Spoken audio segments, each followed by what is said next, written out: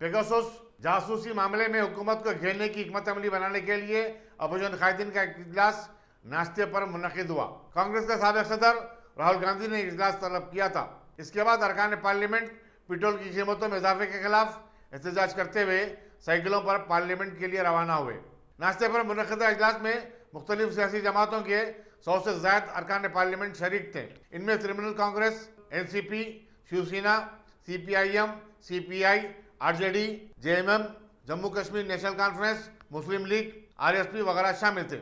Opposition जासूसी मामले की तहकीकात के लिए मांग कर रही है और चाहती है कि पार्लियामेंट में इस पर मुबाहिस हो। दूसरी तरफ हुकूमत का कहना है कि कोई मसला ही नहीं है, चुनाचे इस पर बहस करने की कोई जरूरत नहीं है।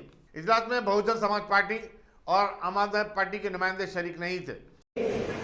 Foundation of unity, and then within that foundation of unity we can have a few discussions and few arguments where we disagree with each other, but I think it is important that now we start to come up with the principles of the foundation of this unity.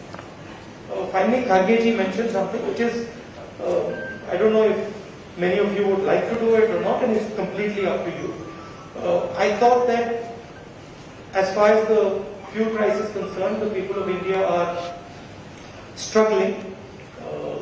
They are struggling with the amount of money they have to pay for their cars. So I thought symbolically, if we go from here to Parliament on cycles, it would have an interesting impact. It would have a media impact as well, and people would see that the opposition feels the pain of the fuel prices. That's it. Anybody who, of course, many people won't be able to do it. They'll be uncomfortable, but only people who are comfortable riding a cycle, we've arranged the cycle route. So thank you very much again.